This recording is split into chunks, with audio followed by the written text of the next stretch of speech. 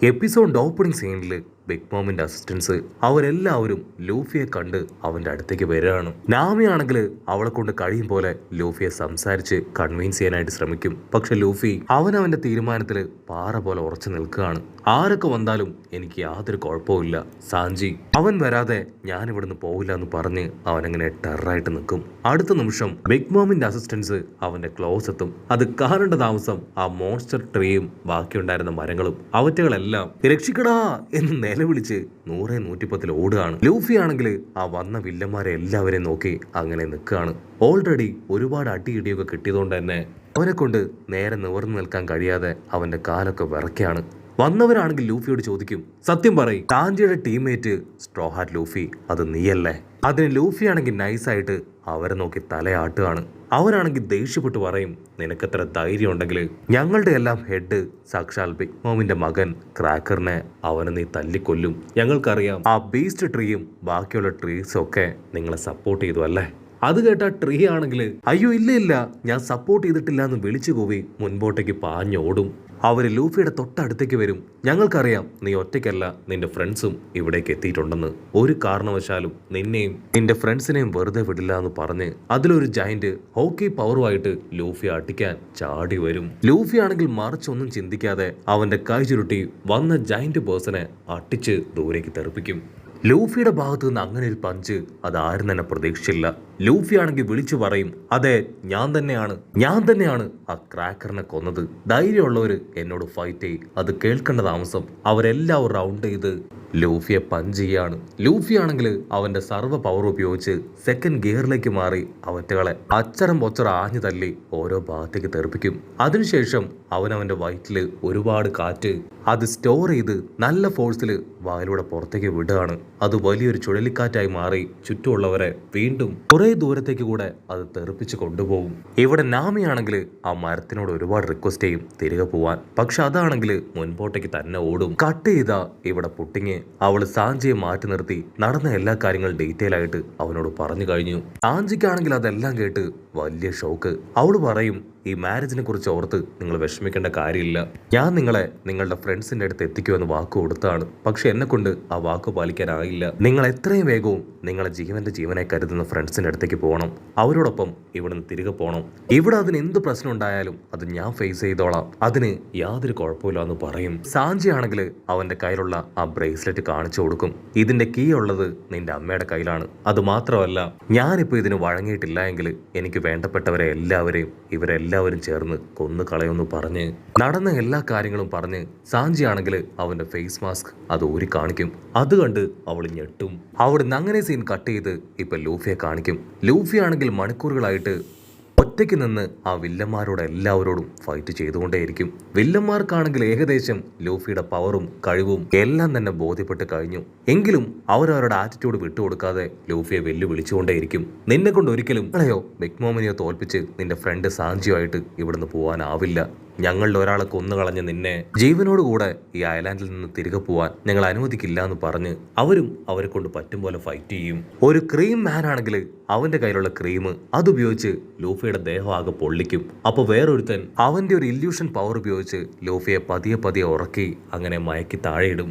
അവർ കത്തിയെടുത്ത് ലൂഫിയെ ആഞ്ഞു വെട്ടാൻ ശ്രമിക്കും. പക്ഷെ അപ്പോഴേക്കും നാമി അവള് ചാടി വന്ന് സ്റ്റിക്ക് ഉപയോഗിച്ച് അവരെ അടിച്ച് തെറിപ്പിക്കും. ആ ബീസ്റ്റ് ട്രീ ആണെങ്കിൽ ആകെ പേടിച്ച് നിൽക്കുകയാണ്. നാമി വീണ്ടും ആ വിബ്രു കാർഡ് കാണിച്ച് പേടിപ്പിച്ചാണ് അതിനെ ഇവിടേക്ക് കൊണ്ടുവന്നത്. അടുത്ത നിമിഷം ലൂഫിയും സാഞ്ചിയും അവർ രണ്ടുപേരും ഒരുമിച്ച് ഫൈറ്റ് ചെയ്യാൻ അങ്ങനെ ടെററായിട്ട് നിൽക്കും. അവിടുന്ന് അങ്ങനെ ബ്ലാക്ക് ഔട്ട് ചെയ്ത് മിറർ വേൾഡിലുള്ള നമ്മുടെ ചോപ്പറിനെയും ക്യാരറ്റിനെയും കാണിക്കും. ആ വില്ലത്തിയാണെങ്കിൽ അവളുടെ ആൾക്കാരെ ഉപയോഗിച്ച് നമ്മുടെ ആൾക്കാർ രണ്ടുപേരെയും റൗണ്ട് ചെയ്ത് കഴിഞ്ഞു. ആ റാബിറ്റ് ആണെങ്കിൽ ഇപ്പൊ നമ്മുടെ ആൾക്കാരെ അറ്റാക്ക് ചെയ്യാനായിട്ട് ചില വെപ്പൻസ് ഒക്കെ അവർക്ക് നേരെ ആഞ്ഞു വീശുകയാണ്. അതിന് ചോപ്പർ അവന്റെ ജയന്റ് സൈസിലേക്ക് മാറി അവനെ പിടിച്ചു വലിച്ച് 2 അടി കൊടുത്ത് താഴെയിടും. അവൻ ക്യാരറ്റിനോട് പറയും, ഇനി നമുക്ക് ഓടി രക്ഷപ്പെടാനാവില്ല, നമ്മുടെ പവർ അത് കാണിക്കാൻ സമയമായി. സോ കട്ടയ്ക്ക് എന്റെ കൂടെ നിന്ന് ഫൈറ്റ് ചെയ്യാൻ പറയും. അത് കേൾക്കുമ്പോൾ ക്യാരറ്റും ഫുൾ കോൺഫിഡൻസിൽ അവളുടെ എനർജി ഒക്കെ എടുത്ത് ഇപ്പൊ ഫൈറ്റ് ചെയ്യാൻ തയ്യാറായി കഴിഞ്ഞു. അതേസമയം ഇവിടെയാണെങ്കിൽ നാമിയെയും കുറെ വില്ലന്മാർ റൗണ്ട് ചെയ്ത് കഴിഞ്ഞു. അവളെ കൊണ്ട് പറ്റും പോലെ സ്റ്റിക്കൊക്കെ ഉപയോഗിച്ച് ആഞ്ഞടിക്കും. അപ്പോഴായിരിക്കും അവളുടെ കയ്യിലുള്ള ബിഗ് മോമിന്റെ വിബ്രു കാർഡ് അതിന്റെ പവർ കുറേശ്ശെ പുറത്തേക്ക് വരാൻ തുടങ്ങുക. അത് പുറത്തേക്ക് വരേണ്ട താമസം അത് സെൻസ് ചെയ്ത ആ അസിസ്റ്റൻസ് വില്ലന്മാര് അവര് പേടിച്ച് ഇപ്പൊ പുറകിലേക്ക് മാറി നിൽക്കും. നാമിക്കാണെങ്കിൽ ഭയങ്കര കൺഫ്യൂഷൻ. ഇവർക്ക് എന്തു പറ്റി, എന്തുകൊണ്ടായിരിക്കും ഇവര് പുറകിലേക്ക് മാറിയെന്ന് ചിന്തിച്ച് അവളെ തന്നെ ഒന്ന് നോക്കും. അപ്പോഴായിരിക്കും ആ വിബ്രു കാർഡ് അവൾ ശ്രദ്ധിക്കുക. മരങ്ങൾ എങ്ങനെ പേടിച്ചോ അതുപോലെ തന്നെയാണ് ഇവറ്റകളും ആ വിബ്രു കാർഡിന്റെ പവർ അത് സെൻസ് ചെയ്ത് പേടിച്ചത്.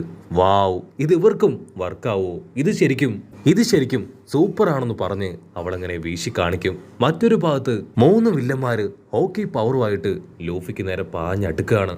ലൂഫി ആണെങ്കിൽ അത് കണ്ടും പതറാതെ എലിഫന്റ് പഞ്ച് എന്ന് പറഞ്ഞ് ഒരൊറ്റ പഞ്ച് അവറ്റകൾ 3 പേരും വന്ന സ്പീഡിൽ പുറകിലേക്ക് പോകും. പക്ഷെ എന്താ, ആ ഗ്യാപ്പിൽ ആ ക്രീം വില്ലൻ അവൻ ഒരുപാട് ക്രീം ഫ്ലോറിൽ സ്പ്രെഡ് ചെയ്ത് ലൂഫിയുടെ കാല് കത്തി എരിയിക്കും. ലൂഫി ആണെങ്കിൽ ഒരു നിമിഷം അങ്ങനെ വേദന കൊണ്ട് പൊളയാണ്. അവനിപ്പോ ആ വില്ലന്മാരെ ആരെയും അറ്റാക്ക് ചെയ്യാനായിട്ട് കഴിയുന്നില്ല.